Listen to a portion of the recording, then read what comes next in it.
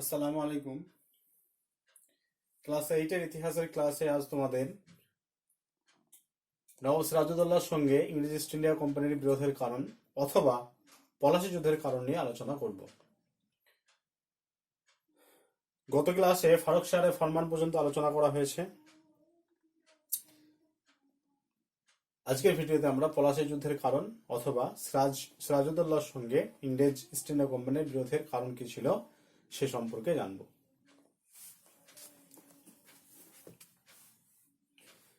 প্রথমে নবাব সিরাজউদ্দৌলার সঙ্গে ইংরেজ ইস্ট ইন্ডিয়া কোম্পানির সম্পর্ক ছিল সুমধুর, কারণ নবাব আলীবর্দী খাঁ সিরাজকে উত্তরাধিকারী মনোনীত করার পর সিরাজ হুগলি পরিভ্রমণে গেলে ইংরেজ বণিকরা অন্যান্য ইউরোপীয়দের তুলনায় তাকে বেশি সম্মান প্রদর্শন করেছিল। কিন্তু সিংহাসনে বসার পর কয়েকটি কারণে ইংরেজদের সঙ্গে সিরাজের সম্পর্কের অবনতি ঘটে এবং বিরোধের সূত্রপাত ঘটে। যে সমস্ত কারণের জন্য নবাব সিরাজউদ্দৌলার সঙ্গে ইংরেজ ইস্ট ইন্ডিয়া কোম্পানির বিরোধের বিরোধ বেঁধেছিল সে কারণগুলো আমরা আলোচনা করব। প্রথম পয়েন্ট সেটা হচ্ছে আনুগত্য প্রদর্শন না করা। 1 নম্বর পয়েন্ট,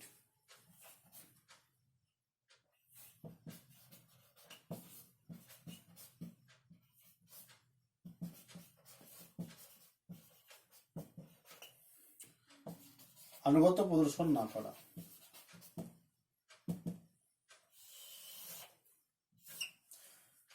আনুগত্য প্রদর্শন না করা 1 নম্বর পয়েন্ট। নবাব সিরাজউদ্দৌলা সিংহাসনে বসার পর অন্যান্য ইউরোপীয় কোম্পানিগুলির ভারতীয় প্রথা অনুযায়ী আনুগত্য জানিয়ে নবাব সিরাজউদ্দৌলাকে নজরানা বা উপঢৌকন প্রেরণ করলেও পাঠালেও ইংরেজ ইস্ট ইন্ডিয়া কোম্পানি নজরানা বা উপঢৌকন পাঠায়নি। এই ঘটনায় সিরাজ অত্যন্ত অপমানিত বোধ করেন এবং ইংরেজদের প্রতি তিনি রুষ্ট হন। পরে অবশ্য সমস্ত ভুল বোঝাবুঝি কাটিয়ে ইংরেজরা সিরাজকে উপঢৌকন পাঠিয়েছিল। আবার এটাও মনে করা হয় যে ইংরেজ ইস্ট ইন্ডিয়া কোম্পানি বুঝতে পেরেছিলেন, মানে এটাও কোনো ঐতিহাসিক বলছেন যে ইংরেজ ইস্ট ইন্ডিয়া কোম্পানি বুঝতে পেরেছিলেন যে নবাব সিরাজউদ্দৌলার সিংহাসন আরোহণের সময়কাল খুব ক্ষণস্থায়ী। এই কথা তারা আগে থেকে বুঝতে পেরেছিলেন, তাই তারা নবাবকে কোনো উপঢৌকন পাঠায়নি। তাহলে এই আনুগত্য প্রদর্শন বা উপঢৌকন বা নজরানা না প্রেরণ করাও কিন্তু নবাব সিরাজউদ্দৌলার সঙ্গে ইংরেজ ইস্ট ইন্ডিয়া কোম্পানির বিরোধের একটা কারণ ছিল। তাহলে যে ভারতীয় প্রথা, সেই প্রথা অনুযায়ী বাংলার মসনদে কোনো নবাব বসলে ভারতীয় যে প্রথা, সেই প্রথা অনুযায়ী ইউরোপীয়রা কি করতো? নজরানা বা উপঢৌকন পাঠাতো। তাহলে ইংরেজ ছাড়া অন্যান্য যে সমস্ত ইউরোপীয় ছিল তারা নবাবকে উপঢৌকন পাঠালেও কিন্তু ইংরেজরা কোনো উপঢৌকন পাঠায়নি। এটাও কিন্তু নবাব সিরাজউদ্দৌলার সঙ্গে ইংরেজ ইস্ট ইন্ডিয়া কোম্পানির বিরোধের একটা অন্যতম কারণ। 2 নম্বর হচ্ছে ষড়যন্ত্রের সংবাদ।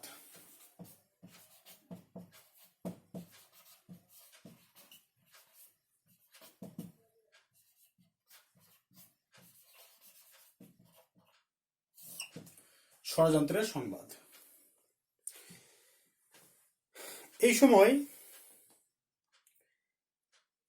নবাব সিরাজউদ্দৌলার সঙ্গে একটা খবর এসেছিল যে ইংরেজ ইস্ট ইন্ডিয়া কোম্পানি তার বিরুদ্ধে ঘসেটি বেগম এবং পূর্ণিয়ার নবাব শওকত জংকে সাহায্য দেওয়ার প্রতিশ্রুতি দিয়েছে।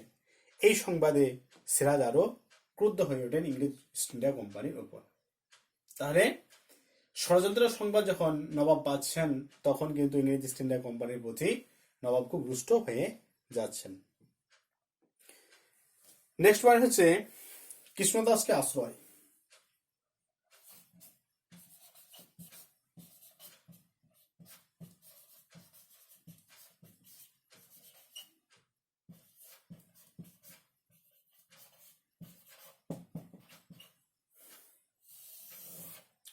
কৃষ্ণদাসকে আশ্রয়।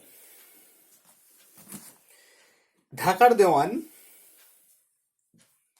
রাজবল্লভ, তা ঢাকা দেওয়ানের নাম হচ্ছে রাজবল্লভ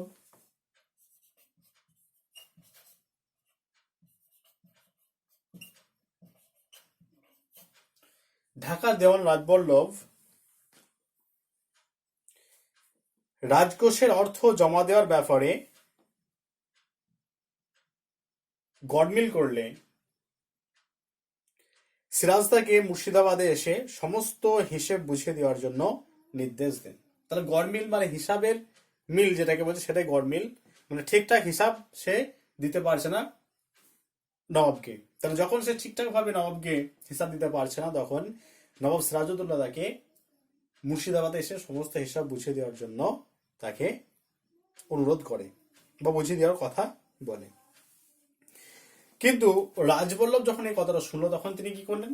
রাজবল্লভ তার পুত্র কৃষ্ণ দাসকে প্রচুর ধনরত্ন সহ কলকাতায় পাঠিয়ে দিলেন। কলকাতায় ইংরেজ গভর্নর ড্রেক, তাহলে কলকাতায় ইংরেজ গভর্নর ড্রেক এই কৃষ্ণদাসকে আশ্রয় দেন। সিরাজ বারংবার নির্দেশ দিলেও ইংরেজরা কিন্তু কৃষ্ণদাসকে নবাবের হাতে ফিরিয়ে দেননি বা নবাবের হাতে তুলে দেননি। ইংরেজদের এই ঔদ্ধত মনোভাব সিরাজকে ইংরেজদের প্রতি ক্রুদ্ধ করে তোলে। তাহলে ঢাকা দেওয়ান ছিল রাজবল্লভ হিসাবে গড়মিল দেখিয়েছিল। হিসাবে গড়মিল দেখানোর কারণে নবাব তাকে মুর্শিদাবাদে এসে সমস্ত হিসাব বুঝিয়ে দেওয়ার কথা বলে। কিন্তু রাজবল্লভ কি করে? মুর্শিদাবাদে না এসে যে সমস্ত ধনরত্ন ছিল সেইগুলো নিয়ে তার যে পুত্র, সেই পুত্র কৃষ্ণদাসকে কলকাতায় পাঠিয়ে দেয় এবং কলকাতায় গভর্নর ড্রেক এই কৃষ্ণদাসকে আশ্রয় দেয়। নবাব বারবার অনুরোধ করেছিল কৃষ্ণদাসকে নবাবের হাতে তুলে দিতে, কিন্তু নবাব কৃষ্ণদাসকে কিন্তু ইংরেজ গভর্নর ড্রেক কৃষ্ণদাসকে নবাবের হাতে তুলে দেননি। নবাব বারবার রিকোয়েস্ট করেছিল তুলে দেওয়ার জন্য, কিন্তু নবাবের হাতে ড্রেককে তুলে দেওয়া হয়নি। এর ফলে সিরাজ কোম্পানির প্রতি অত্যন্ত ক্রুদ্ধ হয়ে উঠেছিল।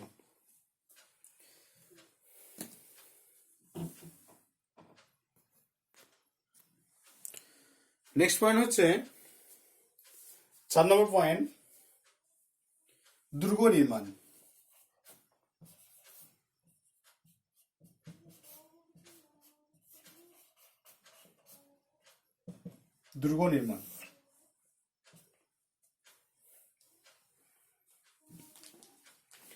দক্ষিণ ভারতে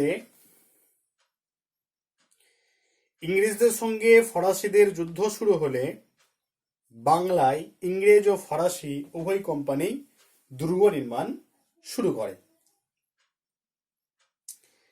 সিরাজ উভয় পক্ষকে দুর্গ নির্মাণ বন্ধ করতে নির্দেশ দেন।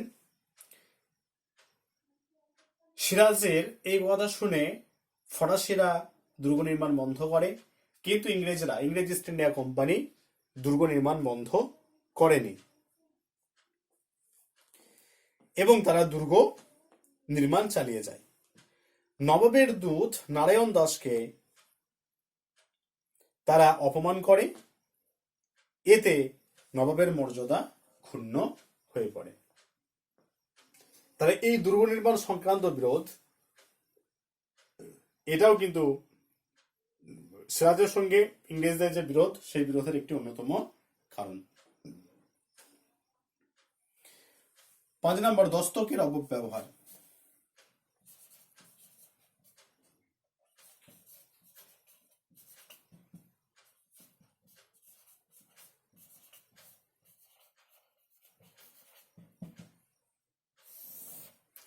দস্তকের অপব্যবহার।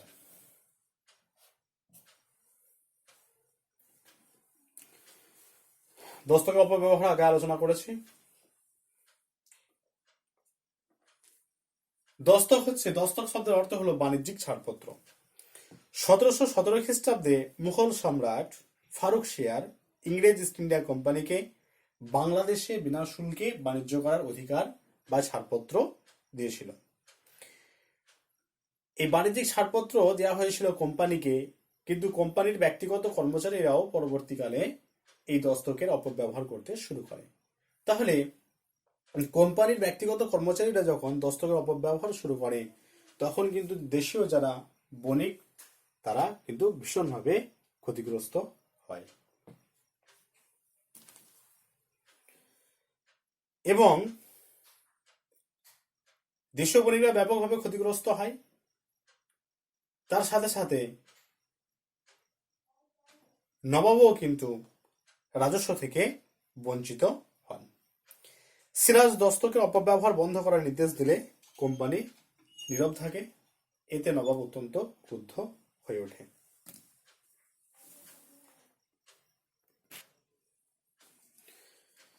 ছয় নম্বর পয়েন্ট,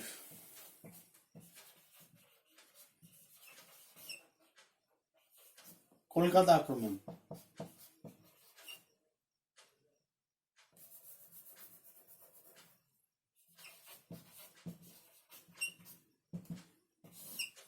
কলকাতা আক্রমণ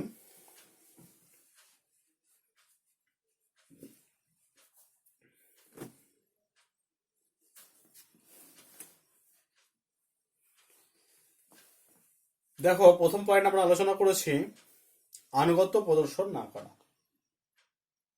সেখানে একটা কথা বলা হয়েছে যে ইংরেজরা একটা জিনিস বুঝেছিল যে বাংলার মসনদে যারাই বসবে তারা কিন্তু তাদের স্থায়িত্ব খুব স্বল্প স্বল্প, অর্থাৎ তারা বেশি দিন কিন্তু সিংহাসনে থাকতে পারবে না। তাই তারা নবাবকে কোনো উপঢৌকন পাঠায়নি। এ কারণে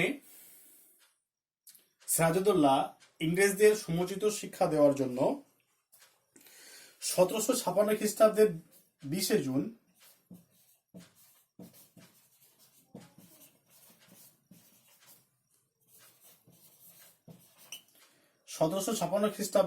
জুন ফোর্ট উইলিয়াম দুর্গ সমেত কলকাতা দখল করেন। ইংরেজরা পরাজিত হয়ে ফলতে আশ্রয় গ্রহণ করে। কথিত আছে যে সিরাজের নির্দেশে 146 জন ইংরেজ বন্দীকে 146 জন ইংরেজ বন্দী 18 ফুট দৈর্ঘ্য এবং 14 ফুট 10 ইঞ্চি প্রস্থ একটা কক্ষে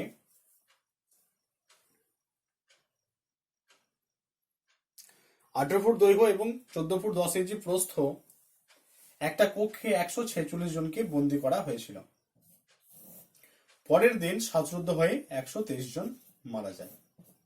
তাহলে 146 জন বন্দী একটা 18 ফুট দৈর্ঘ্য এবং 14 ফুট 10 ইঞ্চি প্রস্থ একটা ঘরে 146 জনকে বন্দী করে এবং পরের দিন 123 জন মারা যায়। ইংরেজ হলওয়েল নামে একজন নবাবের চরিত্র হনন করার জন্য এটি প্রচার করেছিলেন। তাহলে এই যে এটা অন্ধকূপ হত্যা নামে পরিচিত। তোমাদের প্রশ্ন পড়ে যে অন্ধকূপ হত্যা কি, তখন বলতে হবে যে 1756 খ্রিস্টাব্দের 20 জুন নবাব কলকাতা আক্রমণ করেছিল এবং সেখানে 146 জন বন্দীকে একটি 18 ফুট দৈর্ঘ্য এবং 14 ফুট 10 ইঞ্চি প্রস্থ ঘরে বন্দী করে রাখা হয় এবং পরের দিন 123 জন মারা যায়। এই ঘটনা অন্ধকূপ হত্যা নামে পরিচিত। তাহলে এই ঘটনার সত্য নিয়ে প্রশ্ন থেকে যায়। তাহলে ইংরেজ হলওয়েল তিনি নবাবের চরিত্র হনন করার জন্য এই ঘটনাটি তিনি প্রচার করেছিলেন। শ্রীমতী অ্যানি বেসান্ত তিনি বলেছিলেন জ্যামিতি প্রমাণ করে পাটিগণিতের অঙ্কটি ভুল। জ্যামিতি প্রমাণ করে পাটিগণিতের অঙ্কটি ভুল, অর্থাৎ তিনি বলতে চেয়েছেন যে একটি 18 ফুট গণিত 14 ফুট 10 ইঞ্চি কক্ষে কখনোই 146 জনকে বন্দী করা যায় না। এটাই যদি হতো তাহলে পরের দিন 123 জন মারা না গিয়ে 146 জনই মারা যেতেন। যদিও এটা সম্ভব হতো, 18 ফুট ইন্টু 14 ফুট 10 ইঞ্চি একটা কক্ষে 146 জনকে বন্দী করে রাখা হয়েছে, তাহলে পরের দিন সকলেই মারা যেত, 123 জন মারা যেত না, 23 জন জীবিত থাকতো না, সকলেই মারা যেত।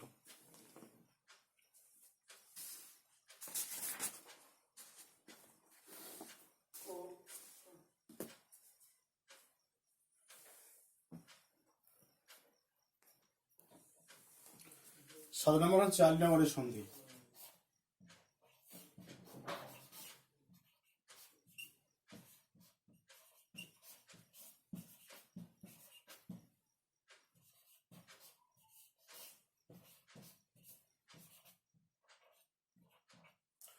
আলীনগরের সন্ধি। কলকাতা পতনের সংবাদ মাদ্রাজে পৌঁছালে অ্যাডমিরাল ওয়াটসন ও ইংরেজ সেনাপতি রবার্ট ক্লাইভ, তাহলে admiral Watson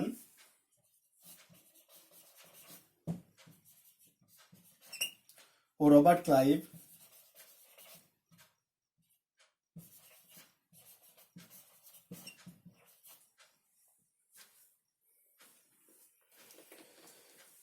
Robert Clive Kolkata পুনরুদ্ধারের জন্য একটি নৌবহর নিয়ে কলকাতায় উপস্থিত হন। তারা মানিকচাঁদকে ঘুষ দিয়ে 1757 খ্রিস্টাব্দের 2রা ফেব্রুয়ারি একরকম বিনা বাধাতেই কলকাতা পুনর্দখল করেন। কিন্তু কয়েকদিন কলকাতা পুনর্দখল করেন। এই সংবাদে সিরাজ আবার সসৈন্যে কলকাতা পৌঁছান এবং কয়েকদিন যুদ্ধ করার পর 1757 খ্রিস্টাব্দের 9 ফেব্রুয়ারি 1757 খ্রিস্টাব্দের 9 ফেব্রুয়ারি 1757 খ্রিস্টাব্দের 9 ফেব্রুয়ারি অপমানজনক আলীনগরের সন্ধি স্বাক্ষর করতে বাধ্য হন। এই সন্ধির শর্তানুসারে ইংরেজরা দুর্গ নির্মাণের অধিকার ফিরে পায় এবং বিনা শুল্কে বাণিজ্য এবং নিজেদের নামাঙ্কিত মুদ্রা প্রচলন করার অধিকার লাভ করে। এই সন্ধি ইংরেজদের উচ্চাকাঙ্ক্ষা এবং প্রভাব প্রতিপত্তি কিন্তু অনেকখানি বাড়িয়ে তুলেছিল। দেখো, আলীনগরের সন্ধি হচ্ছে 1757 খ্রিস্টাব্দে 9 ফেব্রুয়ারি। তাহলে এই সন্ধির ফলে কাদের লাভ হচ্ছে? এই সন্ধির ফলে ইংরেজ ইস্ট ইন্ডিয়া কোম্পানির লাভ হচ্ছে। কি কি লাভ হচ্ছে ইংরেজ ইস্ট ইন্ডিয়া কোম্পানি? দেখো, যে ইংরেজরা দুর্গ নির্মাণের অধিকার ফিরে পায়, 1 নম্বর, এই একটা তাদের ইংরেজদের লাভ। 2 নম্বর হচ্ছে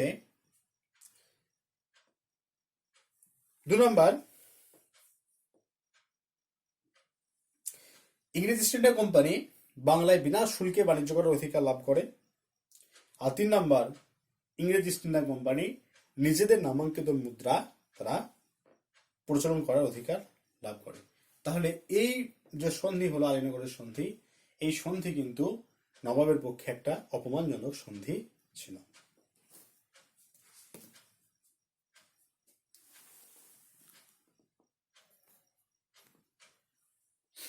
8 নম্বর, সিরাজের বিরুদ্ধে ষড়যন্ত্র।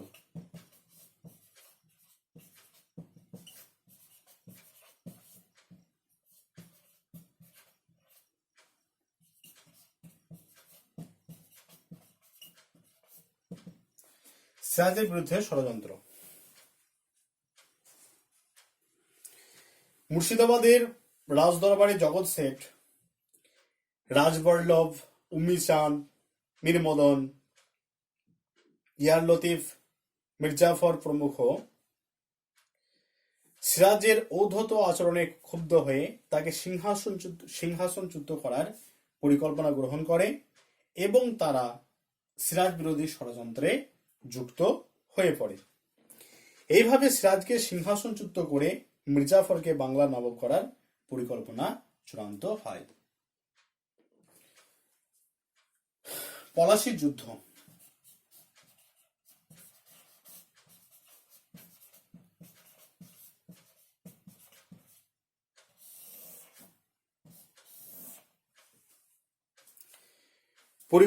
তাহলে একটা পরিকল্পনা হলো যে নবাবকে সিংহাসন থেকে সরিয়ে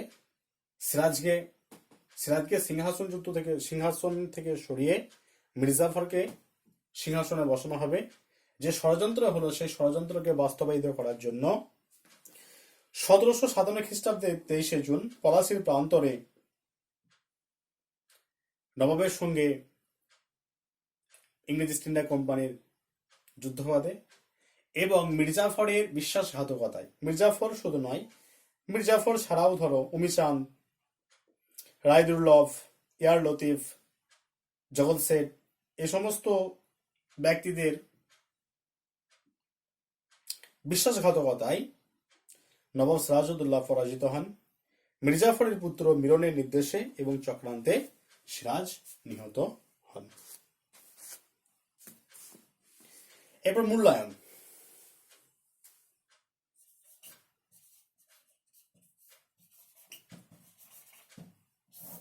মূল্যায়ন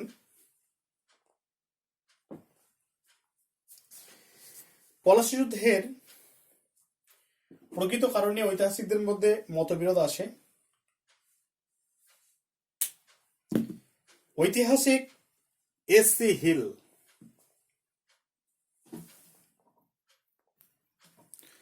তাহলে পলাশী যুদ্ধের কারণে ঐতিহাসিকদের মধ্যে মতবিরোধ আছে।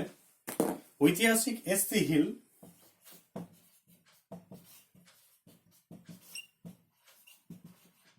ঐতিহাসিক এস.সি. হিল তার মতে বা ঐতিহাসিক এস.সি. হিল মনে করেন যে নবাবের অহমিকা এবং লোভ পলাশী যুদ্ধের জন্য দায়ী ছিল। তাহলে ঐতিহাসিক এস.সি. হিল তিনি মনে করছেন যে নবাবের লোভ এবং অহমিকা এবং লোভ এই দুটোই পলাশী যুদ্ধের জন্য দায়ী ছিল।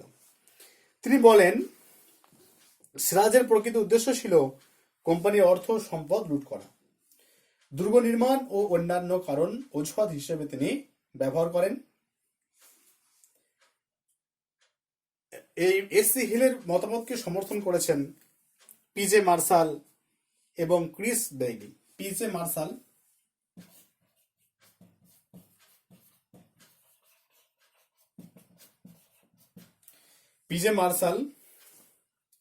ও ক্রিস বেইলি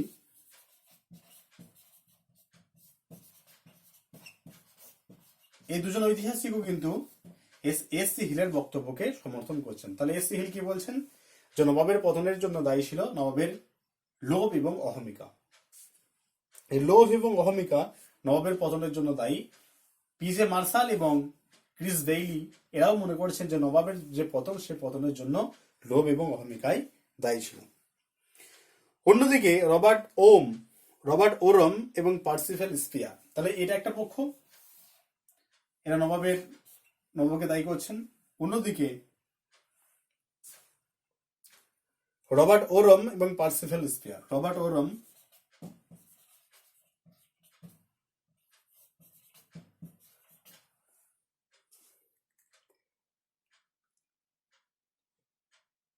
ও পার্সিফেল স্পিয়ার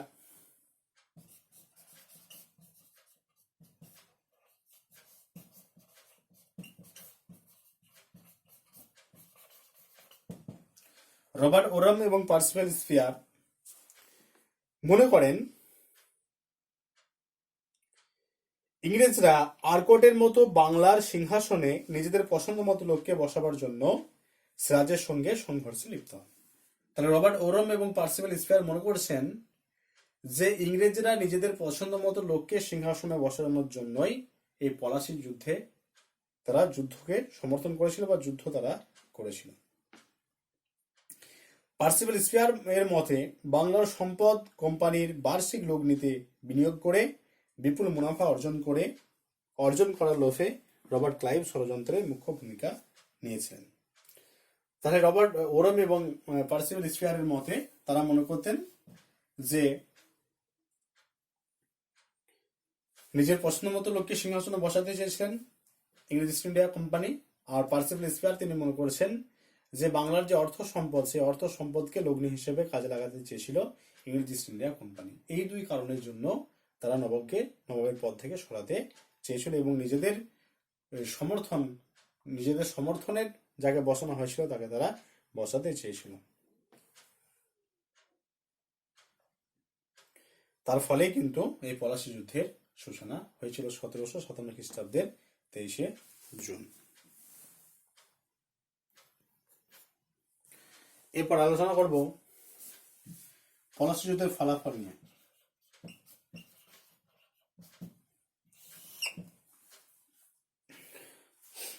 পলাশী যুদ্ধের ফলাফল নিয়ে আলোচনা করব। প্রথম পয়েন্ট হচ্ছে মির্জাফরের সিংহাসন লাভ। 1 নম্বর পয়েন্ট,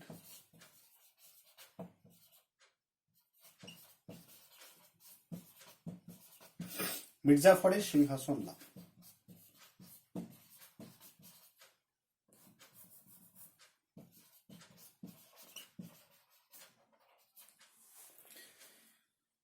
পলাশী যুদ্ধের পর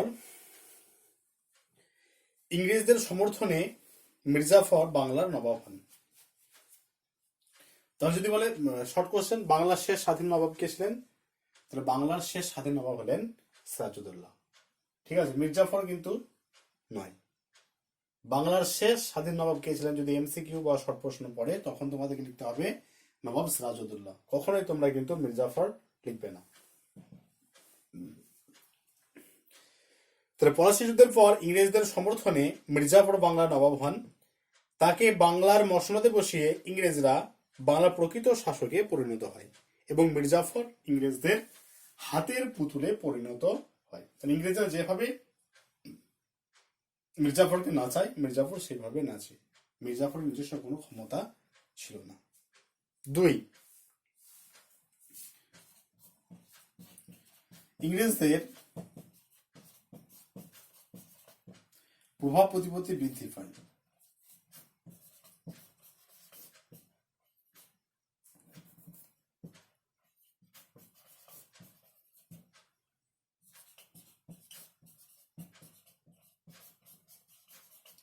ইংরেজদের প্রভাব প্রতিপত্তি বৃদ্ধি পায়।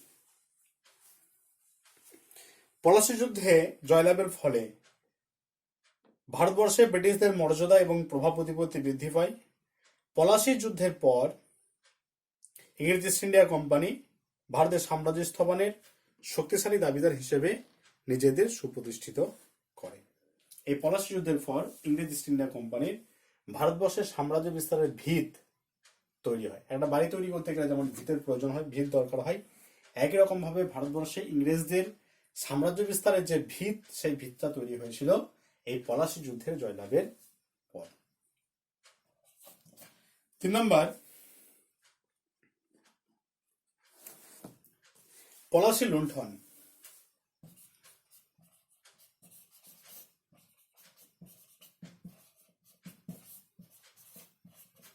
পলাশী প্ল্যান্টার বলে ইংরেজিতে, পলাশী লুণ্ঠন। মির্জাফর বাংলার মসনদে বসে ইংরেজ ইস্ট ইন্ডিয়া কোম্পানি ও ক্লাইভকে প্রচুর অর্থ পুরস্কার দেন। এর ফলে বাংলার রাজকোষ একেবারে শূন্য হয়ে যায়। এছাড়াও ইংরেজরা নানাভাবে বাংলার সম্পদ শোষণ করে নিজেদের দেশে নিয়ে যায়। ইতিহাসে এটি পলাশীর লুণ্ঠন নামে পরিচিত।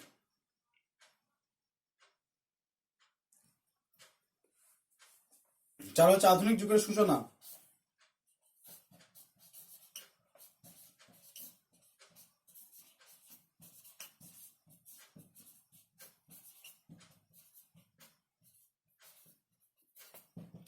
আধুনিক যুগের সূচনা। ঐতিহাসিক যদুনাথ সরকার বলেন, পলাশীর যুদ্ধের ফলে মধ্যযুগের অবসান ঘটে এবং আধুনিক যুগের সূচনা হয়। পাশ্চাত্যের আধুনিক শিক্ষা সংস্কৃতির প্রভাবে ভারতের সমাজ, অর্থনীতি এবং রাজনৈতিক জীবনে নবচেতনার উন্মেষ ঘটে।